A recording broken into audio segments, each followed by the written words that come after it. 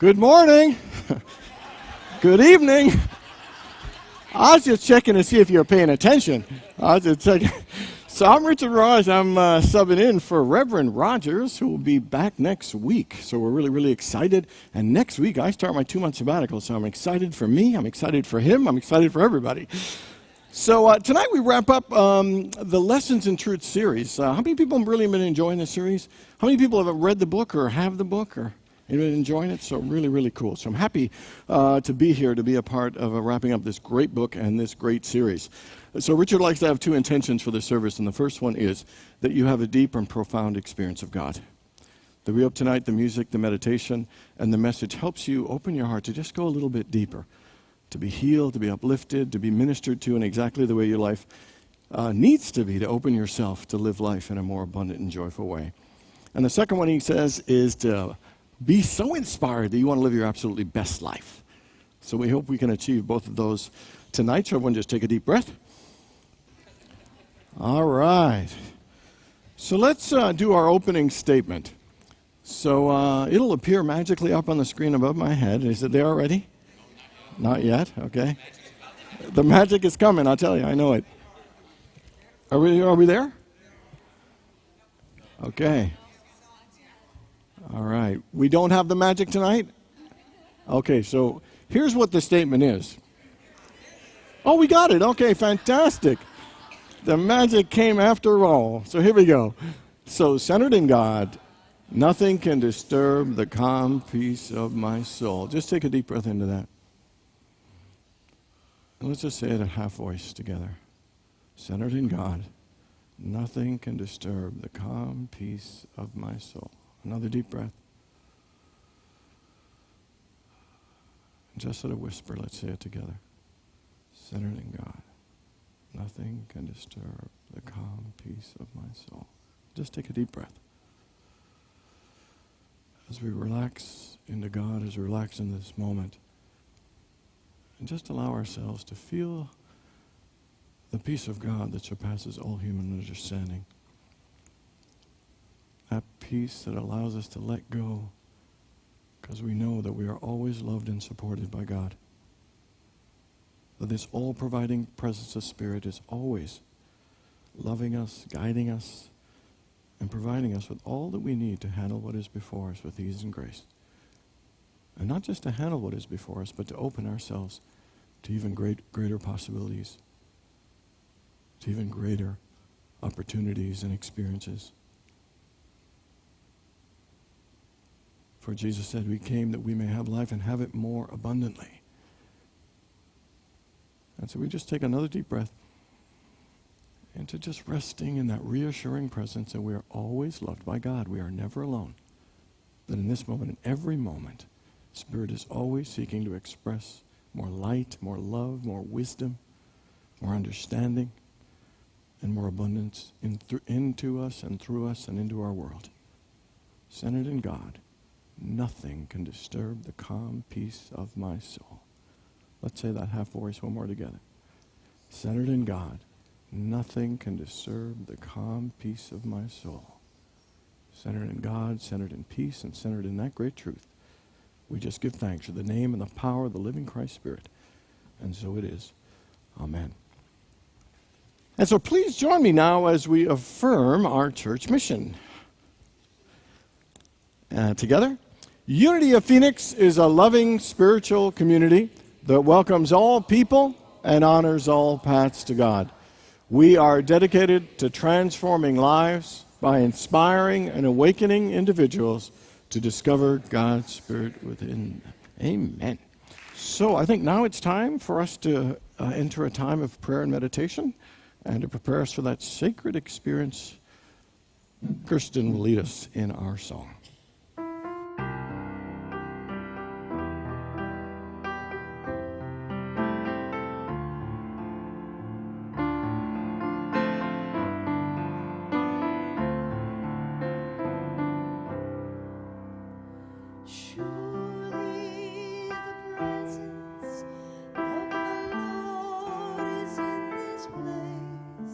I can feel God's mighty power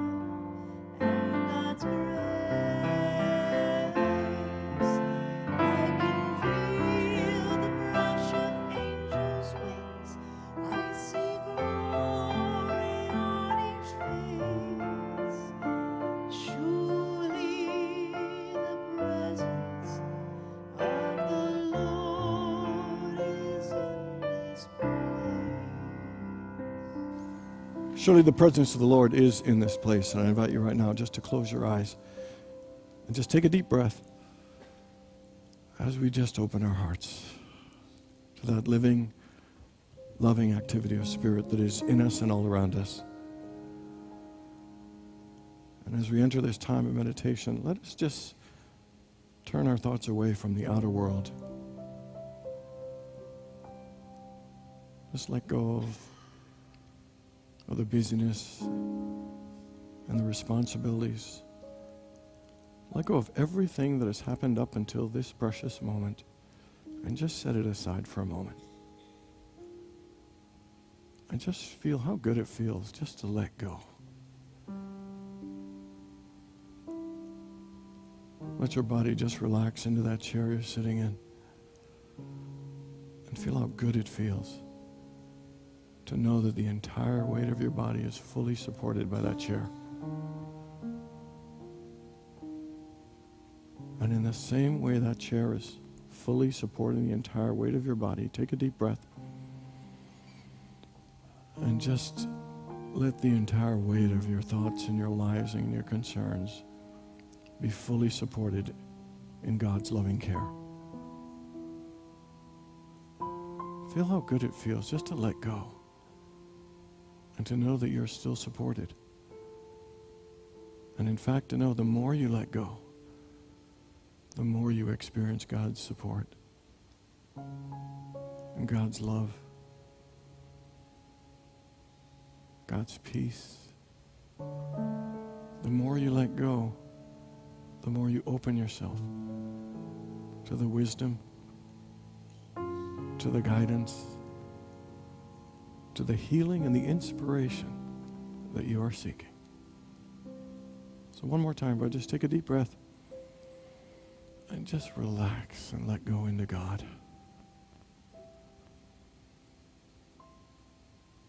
I know that you don't need to struggle or fight. You don't have to force things. You can just let go and allow Spirit to lead you, to guide you. For it is God's will and desire.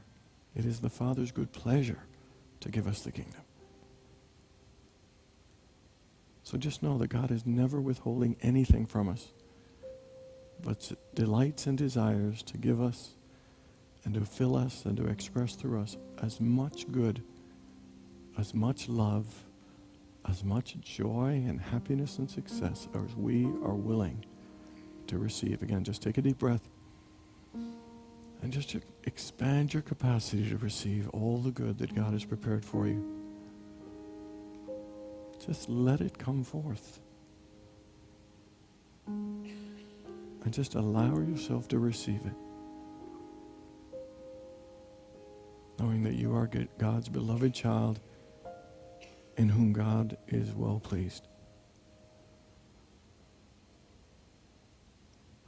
In the Psalms it is written, "Be still and know that I am God."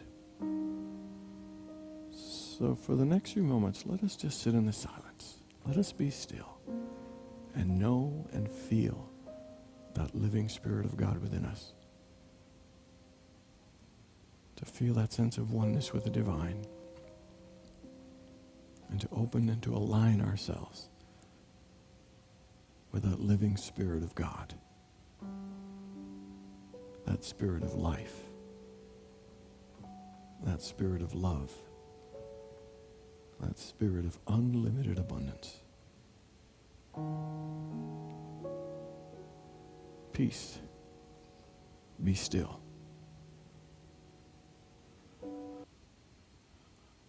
And now that we've allowed our hearts to be filled to overflowing with an awareness of God's presence, let's turn our thoughts and prayers to our loved ones. If you have a family member or a friend, a neighbor or a co-worker in need of healing or guidance, in needing a prayer in any way, I invite you to bring them into your heart right now. Just see them in your mind's eye, encircled in God's healing, loving light. And into this healing, loving light, we also bring in all the prayer requests that have come into our ministry. and to all the people and all the places in the world that can use some comfort and healing. And to each of these beloved souls, we just hold them in our hearts. And from a place of love, we just hold the highest prayer and intention that we could ever pray for them or ourselves. And that prayer being, thy will be done. For God's will for us is good and only good. And we hold that prayer sincerely in our hearts for the highest and best of all these individuals. Knowing that God is bringing about the right answer and outcomes and order in each of these individuals' lives and for everyone involved in their situation. And so we just give thanks in advance for the answered prayer in the lives of our loved ones and all that we pray for and in our lives as well. And as we prepare to leave this time of prayer and meditation, I invite you to remember the feeling you're feeling right now. And under this very same feeling of peace, the same feeling of oneness, is only just a breath away. For God is closer to us than our hands and feet and nearer than our very breath. And it is in God that we live and move and have our very being. So for this time of prayer and for all the good that come forth from it, we give thanks through the name and the power of the living Christ Spirit. And so it is. Amen.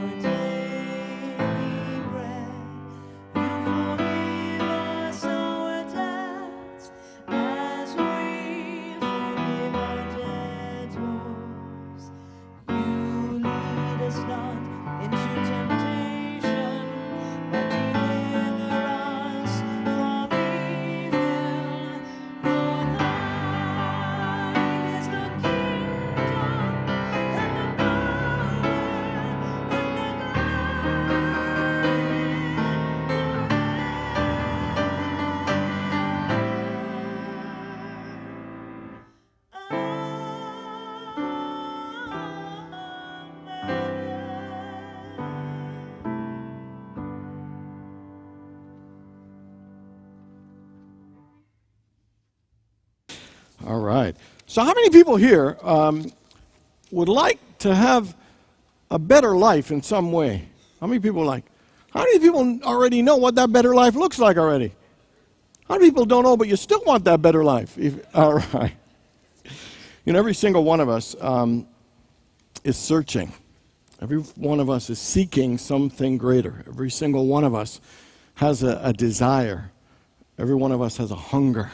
Every one of us, is desiring and seeking something greater, something richer, something fuller, something deeper, something more meaningful.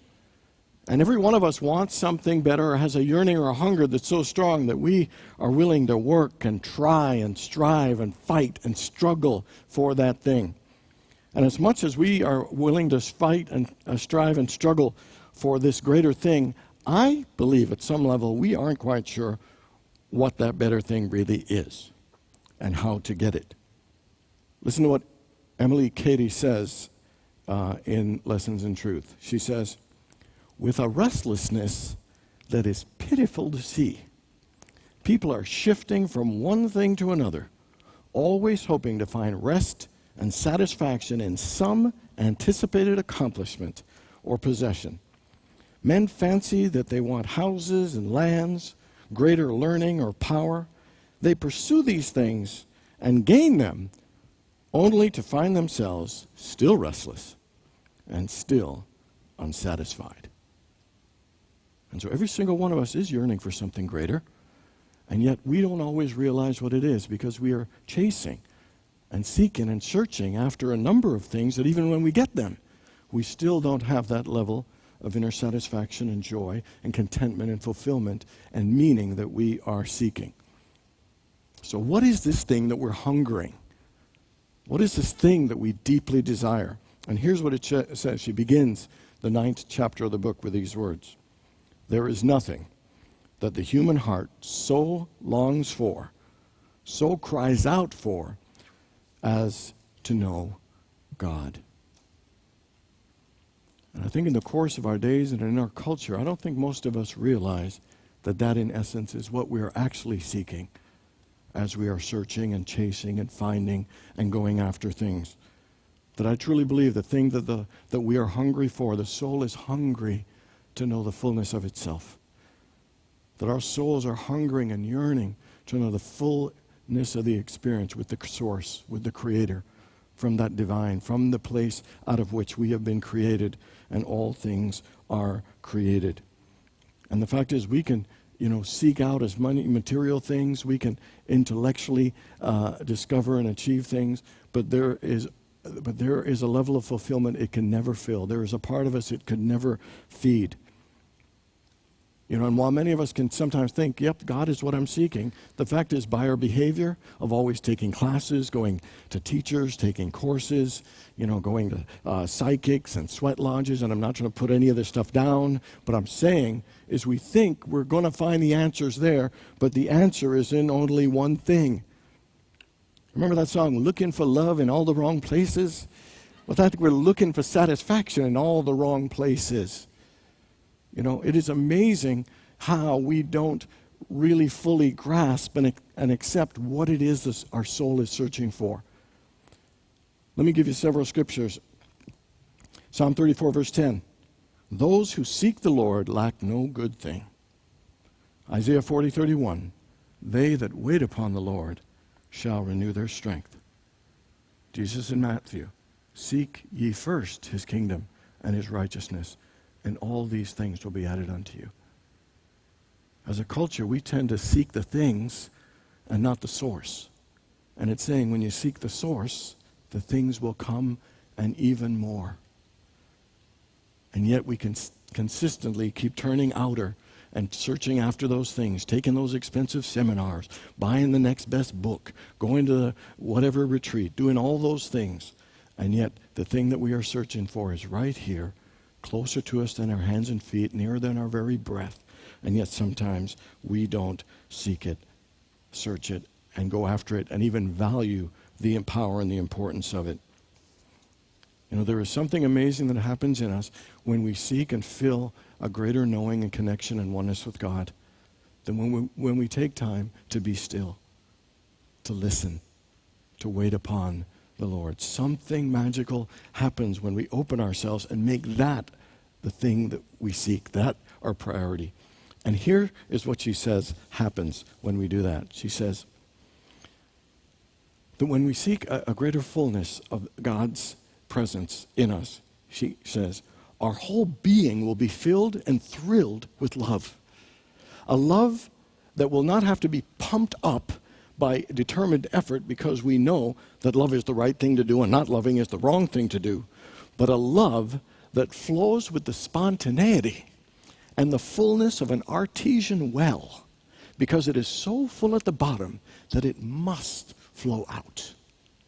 Was that poetic or was it? I just think that was so cool. That when we fill ourselves with God, we will be so filled with the presence and the love and the fullness of God, it cannot help but to flow out from us, to radiate, through us, and express from us. It can't help it. That when we seek first, it will just flow naturally from us. And so she goes on to say that the thing we must all learn is to become still, to listen, to learn to wait upon the Lord, to hear that which the Father has to say, and the light that we are all seeking, the light that we are all craving she says, will come out of the deep silence and become manifest to you from within you if you will learn to be still and to listen and to seek that source within you. And she says that the way we seek that is to dwell and to abide in that secret place. You know, when I was growing up, my mom, every Bible in the house, and there were many, was open to Psalm 91. Everybody, any fans of Psalm 91? He who dwells in the secret place of the Most High will say to the Almighty. Well, anyway, it's a powerful thing about how we will be protected, and But I love that. He who abides in the secret place of the Most High. And she says, if you want to know the fullness of life, if you want to seek God, you must seek to abide in the secret place of the Most High. And she is saying that is prayer. Prayer and to seek God in the secret place is the way that we transform our lives. It's a way we open up to better and greater things. And so what I want to do is look at Matthew 6, verse 6, and to analyze what it says, to understand what prayer, how to pray, and how to seek God in a greater way. How many people would agree that prayer is a powerful thing? How many people would agree that prayer is probably the most powerful thing we can engage in? And how many people would say that even though you know that, you could pray a lot more than you do? Okay. I always find that interesting, isn't it? We say, oh, I love prayer. I believe in prayer. We love and believe in it, and yet we don't always use it. My question is, why?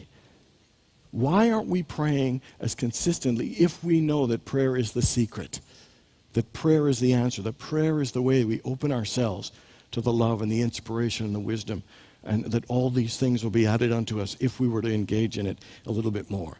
And you know what I think? I don't think we quite believe that prayer is as good as it says. I don't think we think it's as powerful. It seems kind of soft and passive.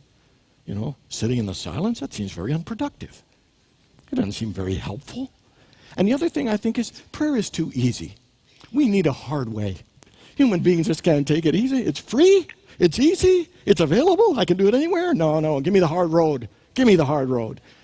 I mean, it sounds silly, but why, if we have this amazing power to help us, why aren't we seeking it more consistently? Why aren't we going to that secret place? Why aren't we connecting with Spirit more? Turning there first instead of using it as a last resort. I heard this thing. There was a lady on a plane, and there was a little kerfuffle about, from the engine, on the plane, and she said to one of the flight attendants, "Is everything okay?" And the flight attendant said, "Yeah, but you should just pray." And she said, "Oh my God, is it that bad?" That's what we think about prayer. It's a last resort. It's like, if things are going wrong, now it's time to pray. And yet we all know, and yet it says, those who seek the Lord shall lack no good thing. They that wait upon the Lord shall renew their strength. Seek ye first, and all these things will be added unto you. We hear it over and over again, and yet a part of us is kind of disconnected and doesn't quite trust it and fully believe to utilize it as consistently as we all know that we can. So here's the words from the book of Matthew chapter 6, verse 6. But you, when you pray, go into your inner room, close your door, and pray to your Father who is in secret. And your Father who sees what is done in secret will reward you. So isn't that interesting? You know the word, the secret place, is mentioned dozens of times in the Bible, over and over again. The secret place. The secret place. So what is this secret place? How do you find it? And how do you dwell in it? How do you live there? How do you abide in this secret place? And to me, the secret place is that meeting place between the Christ at the center and the core of our being. It is meeting of the Christ consciousness in our own consciousness and our own mind. It is a place that cannot be seen, but a place that's more real than this physical world that we're in, and more powerful. It is this secret, powerful place that we have all available and accessible to, that we don't always visit and commit ourselves to connect, to find, to dwell, and to abide in. So let's look at the words that it's saying. It says, so when you pray, go into your inner room. Into your inner room. And that this isn't a particular place. This is a place within us. Go into your inner room. And what it is saying is that this secret place is a private place that only you can go. It is within you, that no one can go to your private place for you. No one can go to that secret place for you. No one has power over you to give it to you or take it from you. It is there, and it is your place. You have to go into your inner room. I used to do income tax with my dad, and I'm amazed at how many people just don't like to do taxes. They would just rather pay someone else to go do it. And there's so many things, like investments, just give somebody your money, go make me rich, go take care of my taxes. And I think some of us sometimes just really like to outsource or kind of farm out a lot of stuff. And I bet you if we could, we'd probably do that to our own prayer life as well. Pay somebody, go pray for me, I'm going to be hanging by the pool. But this is one thing that's really, really clear, is that secret place, it is your inner room that no one can go but you. And it is saying very clearly that prayer is a powerful but a very personal experience, that only you can go to that secret place, that only you can go there. And so sometimes we think that the power is outside of us, but it's within, and it's only within you. You're the only one that can go there. And then the next line, it says, and close your door. Close your door. And what that thing means is to close yourself from the world of distractions. Anybody ever pray and you find your mind thinking about the grocery list and other things, your mind just starts wandering? It is amazing how quickly our minds get distracted. I think one of the reasons we all have a tough time with prayer and meditation and doing it consistently, and that is the hardest thing in the world for us spiritually, is to quiet our minds. Anybody ever find your body's tired at the end of the day, but your mind's still running? Anybody ever find that? You know what's interesting? The human beings can speak about 120 to 150 words a minute. But you know how many words the mind can think? 350 to 500 average. It's even higher than that. So it means that while someone is speaking, you ever someone speak to you, but you're thinking about stuff while they're talking? Because there's so much room for the mind, I guarantee you, I bet you somebody's out there as I'm saying these words thinking, I think he's full of nonsense. That's not true. I never talk to myself when someone else is speaking. It is amazing. I mean, it is absolutely amazing how busy our minds are. And the thing is, this is one of the hardest reasons I think we don't pray consistently, because it's hard for us to quiet our minds. We live in such a busy, fast-paced, hectic world. It is incredible, the pace. It is absolutely incredible, the pace of this world. And information overload. Gosh, don't even get me started. We are constantly bombarded with information. Bombarded. I mean, I watch ESPN. Anybody watch ESPN? So the thing I find interesting is the person is on the screen in the middle, and on the right part of the screen, there's a little image. On the left-hand side, there's a little menu of things coming up, and then there's a little thing at the bottom. And I'm like, I don't even know which thing to look at. There's so much action going on. I'm watching a TV show on TBS, and then they're telling me what's coming up next. What's coming up next week, and it's like way too much. We are just our minds, and we are trained. Another thing is, I think we're addicted to busyness.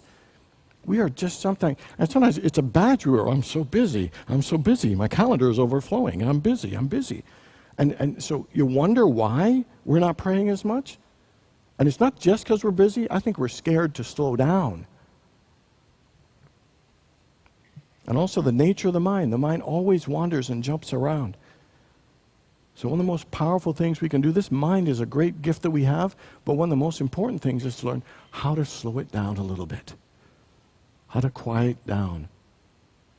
There are two most powerful ways to slow and to quiet the mind down. You can never stop your mind from thinking, but the two most important ways to quiet it, number one of the techniques that's used in the world is to just focus on your breath. So everyone just take a deep breath. Feel the air as it comes in and feel the air as it leaves. Feel the air as it comes in. Feel the air as it leaves. And as simple as that might sound, it actually begins to slow the mind down. And another simple way is just to be present and aware of what's going on right now. You know when your mind's the busiest? Is when you're worrying about the future or you're lamenting about the past. But when you're actually in the present, right here, right now, that's why your breath is so powerful, that when you're in the present, you're actually most calm and centered. I don't think it's an accident. Remember when Moses said, "Who should I say sent me?" And God said, "I am that I am." Notice he didn't say I was that I was. I will be that I will be. I think it's no coincidence. I am that I am, because it's very clear that God is present. God is present, and the presence. And the more that we are present in the now, the calmer our minds are, the quieter we are, centered in the breath. There is something powerful and relaxing when we just focus on the breath and relax in the present moment. And then it says, so go to your inner room and close the door and pray to your Father who is in secret. And that means with the sincerity of your heart, just seek a greater conscious connection with God. And whether it's just to be still and seek God with all your heart, or whether it's to affirm that the Father and I are one, or whether it is to just say that God's will is being done in and through me now, it could be anything. But it's to contemplate on the presence and power of God. You remember when Jesus said, when you pray, you should pray like this: Our Father. And you could pretty well just stop right there. Because what he's saying very powerfully is that prayer is a unifying activity. Our Father. He didn't say, my Father and not yours. He said, our Father. When we turn to prayer, we tend to be fragmented and feel disconnected or distant. And prayer is a unifying thing of realizing our Father. That it is a connecting and aligning with the source and the power of God. There is something powerful about it. Enter your inner chamber. Go within yourself. You can only go there.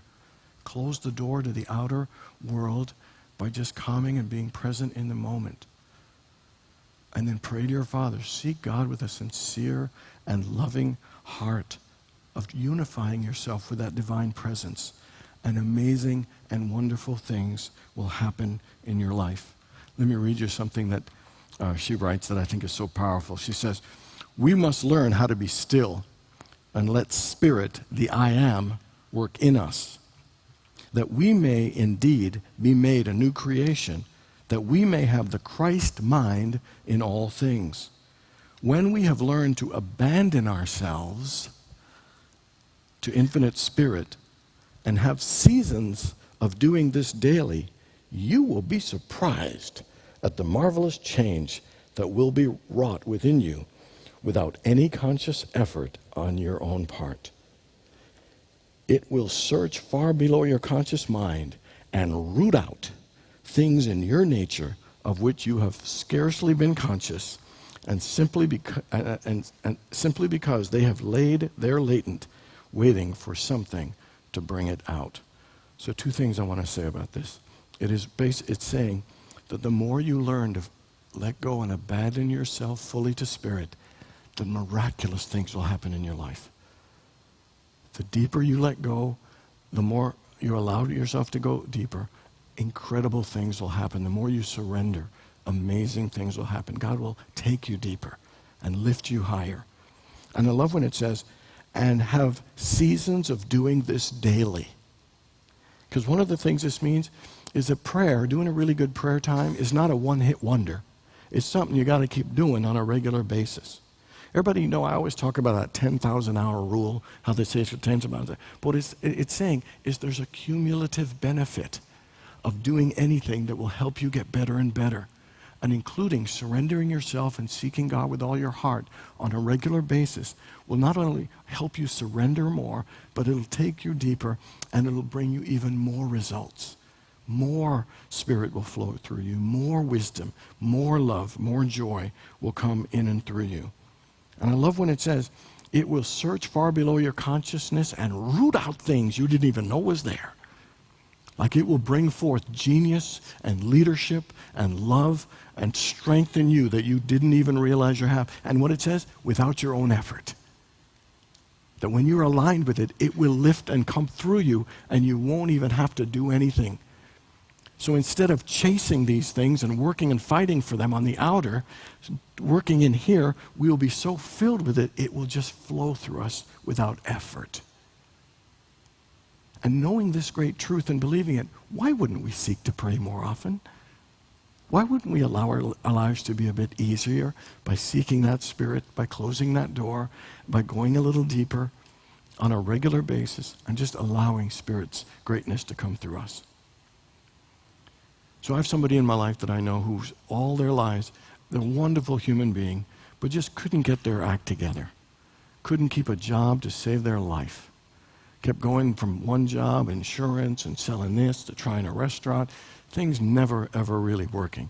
And then going back to school, trying this, trying that, and then never really praying, never wanting to pray. Somehow, at about 55, found the Self-Realization Fellowship. Anybody heard of Self-Realization Fellowship? And this person, for the first time in their life, began to meditate and pray and to seek a deeper connection with Spirit. 3 years of doing this, finally, at 58 years old, after not being in the job market for 15 years, found their ideal dream job at 58. In my head, who hires a 58-year-old who hasn't been in the job market and an ideal job, a business job where they've traveled all over the world and do stuff, been doing it for 7 years? I have never seen a transformation like that, and all it was from was just seeking God in his heart. I have seen so many miraculous things. Gifts have come out of him.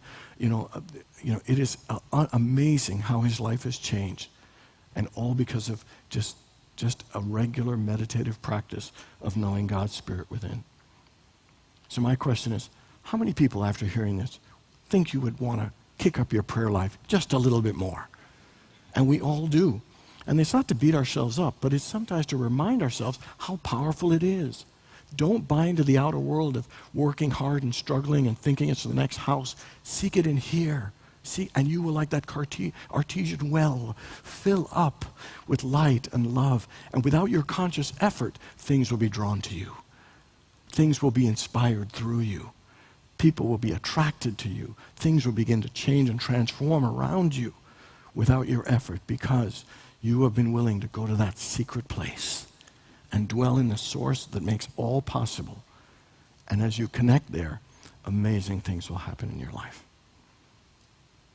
So I invite you to take time to abide in the secret place of the Most High. So why don't we go there now, just for a minute. Close your eyes, take a deep breath, everybody. As a Spirit, we just give thanks for that knowledge that your divine presence is in us and just waiting for us to open ourselves, just to listen, to be still, and to open ourselves to allow you to fill us with the light and the love and the wisdom and the joy and the goodness that we are all seeking. So we just make a little commitment to ourselves right in this moment that we will make a more concerted effort. We'll make a commitment to seeking you with all of our hearts, to aligning ourselves with your divine presence and feeding the hunger of our soul to know the fullness of your presence in us and around us. And to know that as we seek you, all the things that we're searching for will be there. Without effort, without ease, without effort and ease, it'll flow to us and through us, because that is your nature, that each and every one of us experience a life of fullness and joy and peace. So for the gift of prayer, for the gift of this time together, and the gift that as we seek the secret place that amazing things will happen, we truly give thanks through the name and the power of the living Christ Spirit. And so it is. Amen. And so anyway, just remember what Scripture says. It says, those who seek the Lord shall lack no good thing. They that wait upon the Lord shall renew their strength. Seek ye first, and all these things will be added unto you. It's real. It's true. All of that's available if we are willing to take time to seek God with all of our heart.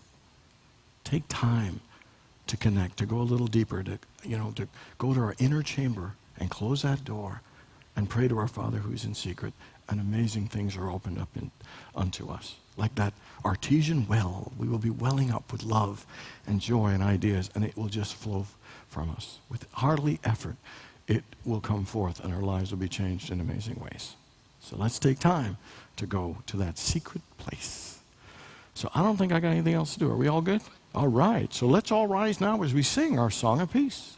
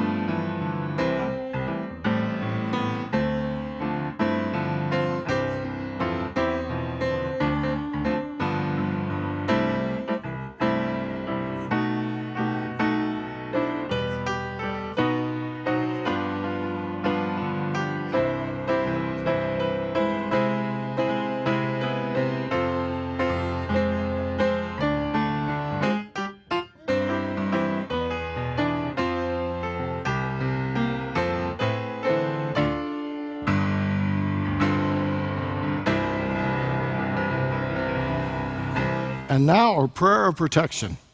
The light of God surrounds us. The love of God enfolds us. The power of God protects us. And the presence of God watches over us. Wherever we are, God is. God bless you, everybody. Have a great day. Wonderful evening.